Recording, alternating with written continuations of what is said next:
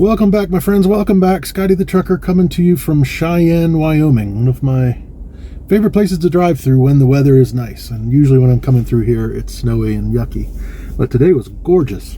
All right, what do I have in store for you today? I've got... I'll give you an update in a little bit of my first week back post. What I will also talk about is I am kidney stone free, or at least I got the big mamma jamma out of there. What an ordeal. I thought at first I would take y'all through all the ins and outs, but I'm tired of talking about pain. Right now I am virtually pain free. I had wondered, once I got rid of this enormous stone, 12 by 4 millimeters, by the way, so it's like a little football inside your urethra. Fun. But I'll give you the Cliff Notes version. This was such a hassle. I tend to take 2 months. I work 2 months out and then come back for 10 days most of the year. That's roughly my schedule. It varies a little bit if there's events going on in my life at home. That said, on Christmas, I like to take a little extra, and I set myself up for 2 weeks. I had a DOT physical, which the doctor at that, everything went fine, but he said your protein is a little elevated. You might want to take a look at that. You know, that sometimes is indicative of kidney trouble. And I already had like a little light bulb in the back of my head that I've been periodically over the last year thinking I might have a kidney issue of some kind. And this just made it a brighter light bulb. I'm like, okay, I got to get this thing checked out. Because if you've been following me for a while, I've been in a lot of pain this past year. I've racked it up mostly to sciatica, although occasionally, and I think I've even mentioned it in passing on some of these videos, I've said that the pain seems a little deeper than your sciatic, where your sciatic nerve is. So yes, and I went into a lot of detail, I think, on the last video, so I'm going to try. I don't remember what I said, but I'll try to keep it to new stuff as much as possible. Anyway, 2 weeks. In that 2 weeks, I did go to a urologist for it was just an opening appointment where I told him, you know, what was bothering me, and I basically told him I basically hurt from my left shoulder all the way down to my left knee in different ways, and I had thought maybe I was starting to think it was like maybe an enlarged prostate. You know, that was, you know, I was also, along with this, I was noticing I didn't have the powerful stream I used to have, that it was more of a trickle, and I was thinking enlarged prostate, put a little pressure on the urethra. He said, no, that sounds like a kidney stone. Let's get you an MRI or CAT scan. So anyway, next appointment, CAT scan. Got the CAT scan. Next appointment, come back, let's talk about the CAT scan. CAT scan says you've got one enormous 12 by 4 millimeter kidney stone. It will not come out on its own. We got to get that booger out. The procedure is this: we go through the you-know-what with a little tiny tube. Tube has, I think, a camera and a laser on the end. We blast it like Star Wars, break it apart, and on the way out, it leaves a stent in your urethra, so it keeps the tube dilated so that all the little particles and stuff come out. All right, so we're at okay, so yeah, then comes, it was going to be an outpatient procedure in an outpatient clinic. So I have to do a pre-appointment at the outpatient clinic. I go to the outpatient clinic, they take my weight, they take my height, they ask me, you know, about all my ailments and that kind of thing. I told them I have clean bill of health, except I have sleep apnea and a CPAP. And they go, oh, well, you're kind of a big dude, and that plus CPAP means you need to go, you should have this procedure done in the hospital just in case there's complications. So that wiped clean the appointment that I already had for the procedure, which I was staying, I'm beyond my 2 weeks. I'm into 3 weeks now, thinking I'd be out 4 weeks for this procedure and then the post-op. This cut out the procedure date and pushed it back, and also the post-op, and now I had to reschedule for the hospital visit for the procedure. And I told him I need to push it kind of way back. I was coming up on the 30-day limit, or would in a week. You gotta do some work every 30 days, or all kinds of trouble comes to your CDL and your career and all that shit. I don't really know the ins and outs of that law, but I know I was told you need to do some work before a 30-day mark. So I pushed it out 3 weeks. I came out on the road, had worked three weeks. I don't remember anything really eventful happening during those 3 weeks. Came back home for 2 weeks for a pre-op, then several days pass, and then I had my procedure done in the hospital, and then they need a few more days, 4 or 5 days, and then a post-op to make sure you're doing okay. I had all 3 of those. The procedure went fine. Really nothing to talk about there. After the procedure, the next 2 or 3 days was fun, if you call fun piss and fire and blood and your kidney throbbing like crazy. The kidney I didn't feel until I was peeing. I would pee and it would be a shot of lava followed with these really intense throbbing of my kidney. But it dissipated over the next 2 or 3 days. That went away. And did my post-op. That was fine, other than they had to pull out the stent that was in there. During the procedure, you're conked out. During the stent removal, you are not. And though brief, it was not fun. As yo, whoa, doc. It was an intense 3 seconds or so. I'll put it that way. All right, I want to put a bow on this topic and send it packing. Tired of talking about pain. I'm feeling great. Physically, I'm back to walking again. I can, before this, like I said, I thought it was sciatica. I couldn't stand up straight. I was hunched over, even twisted some days. And after this, after recovering from this thing, I'd say, I have a tiny, tiny, tiny little bit of back discomfort, which is normal for me, but I'm moving great. I'm back to walking like I was a few months ago. So yeah, it's been amazing. Most of what I thought was sciatica was kidney stone. So thank goodness. Now he did mention in the first, or after that scan, said you got another one in there I think in the kidney, but it's not a very big one. And then there's one that might be one, but it's so small he's not sure. Hopefully that won't be any trouble, but for now I feel great. All right, so tired of talking about pain. No more pain talk. Just giving you an update. I've been out for 1 week since coming back on the road from my procedure. It's been interesting, I'll say. I've had a lot of trailer trouble, and I'm actually right now being repowered. I'm going to have somebody showing up probably in the next 45 minutes or so to take this load, but I'll get to that.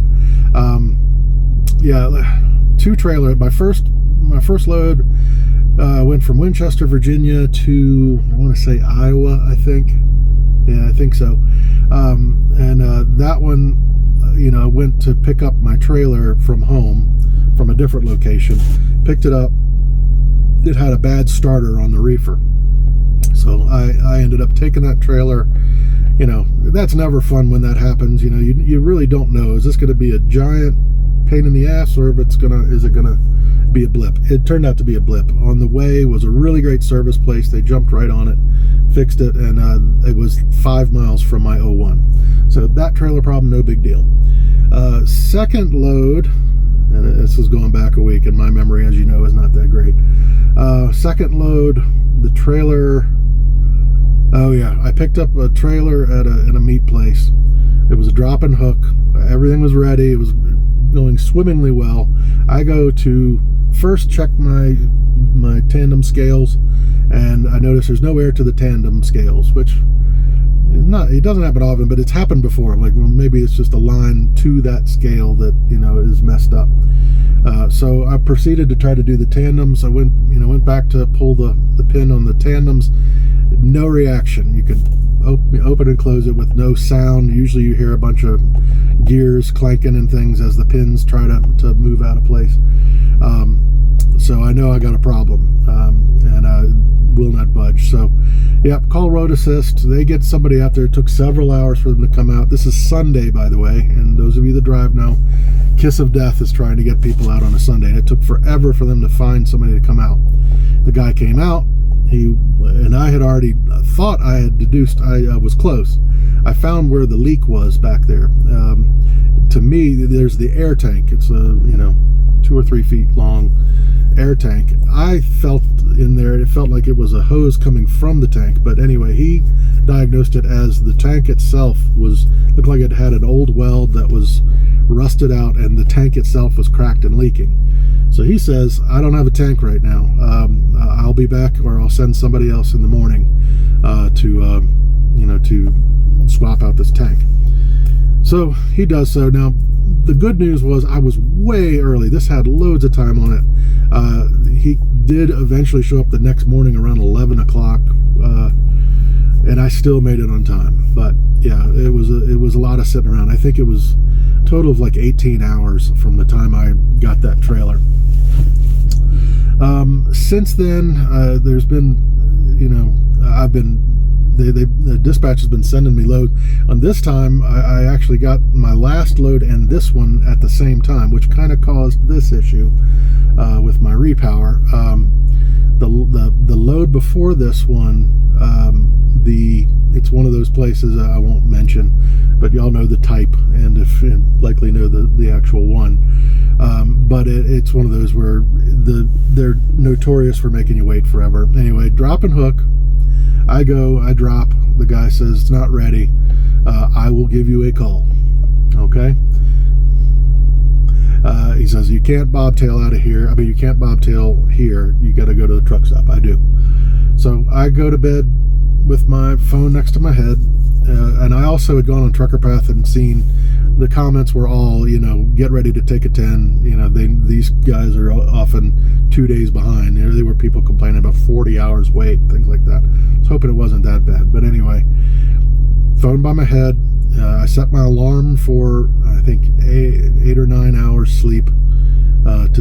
If I do end up getting a 10, I wanted to call, which is what happened. I woke up, still had no calls on my phone. I call, and what do you know? Oh yeah, that one's ready. I don't know how long it had been ready. So lesson learned, and I know you can refrain from the comments. I should have known better, but I asked the guy point blank when I was there. I said, do I need to call periodically to check on it? He said, no, I will call you when it's ready. I do know, and I should have known. I'd known before this that you can't trust anybody to do what they say they're going to do. So I get it. Lesson learned again, and hopefully I'll know next time. But anyway, that load also had a lot of time on it. I had no trouble getting that to my 90, which had an open window of most of the day. I got it well within then, so that was no problem. The problem was I had been given both that load and a pre-plan I would be in South Dakota, from South Dakota to Utah. Problem is, this put me late enough that I missed my 01 time, and I was back and forth with dispatch on this, and they said keep on going, just get there as quick as you can. But I was a good 5 hours late. It was one of these you have to have a washout ticket, or they won't even let you on the property. I went to Blue Beacon on the way. Blue Beacon had cars wrapped around the building in the corner. It would have been hours at Blue Beacon. I find another place. It's called Trailer Washout. So sounds good. I even call. I said, trailer washout. I said, Blue Beacon is crazy. What's your line looking like? He said, we got 2 or 3, but come on over. And I do. And I find it does do trailer, reefer trailer washouts, but it is clear this mud bog of a place is mostly cattle hauler cleaners. It has 5 bays, and every truck, there was 3 in the line, and all 5 full, all cattle haulers. So once I was in the line, oh, by the way, I went in through the exit by accident. There was no signs. I had to do a U-turn in front of the people in line waiting. U-turn, go around the front, around the back, get in line. Once I was up at the front, I was beginning to wonder, do these people actually do reefers? I never really said reefer on the call, because this place is called Trailer Washout. Anyway, I go out, and I'm walking in my tennis shoes, unfortunately, through this mud. Mud didn't smell very good. I'm trying to get the attention of one of these workers just to ask, am I wasting my time here? Because again, I'm under the gun to get to my 01. But he said, actually, I couldn't get their attention, so I called the guy again and just said, I'm in your line. I just want to make sure y'all do trailer washouts. He said, yes, I do. Got someone, I don't think this isn't a prime, backing in beside me here. He said, yeah, just got to wait a little bit. And for one thing, cattle haulers take forever to clean. I noticed that it was forever. But anyway, I got through that. I got to my 90, and the 90 GPS took me past what it didn't look like the entrance, but I was trusting my GPS. Again, don't bother me in the comments, I know. But I was trusting my GPS. It was saying that the entrance was a little further up. No such case. It was, I go up a little further, and I'm very quickly heading under a little overpass, which, was high enough. I would not have gone down that road. But I ended up in downtown, what was this place? Marsh something, I don't remember. But anyway, nothing restricted to trucks, but obviously not really a truck route. It took me a bit to get turned around and back, and I did go in the right place this time. No more problems, but this is another place another meat place that makes you jump through 1,000 hoops to get your drop-in hook. But picked up the drop-in hook. Again, I'm about 5 or 6 hours later than I would be leaving from that place, and that put me in a super rush. I had I can't say that I had enough time. It was close. I think I could have made it to my 90 with I think being 1 hour late, which is when I was pretty certain of that. I pulled over and talked to the dispatch and said, it's close, but I would probably be an hour, possibly an hour and a half late if I continued. So we decided to repower, and here I am. If you may remember, I did a video on Little America, Wyoming. That was the other end of Wyoming. I was planning to meet the guy at the Cheyenne Little America. And many of you probably know this as I'm saying it. I didn't. I figured they were both similar in that, the other one that I was at had a humongous truck parking. This didn't. This had some truck fueling places and a little service area, but no big parking lot. So I had to call the guy that's repowering me and tell him change of plans. So I'm over at a Flying J now, just waiting on him. Should be half an hour or so. So that's where I'm at. I'll leave it kind of short and sweet at that. Done with pain. Interesting week. Everything has turned out okay, but have had some stressful moments. But that's trucking. So, all right. I hope you guys are enjoying your whatever today is, and I will talk to you Wednesday, I believe. If I'm wrong, sorry. Hope you're having a great day, and I'll talk to you soon. Bye-bye.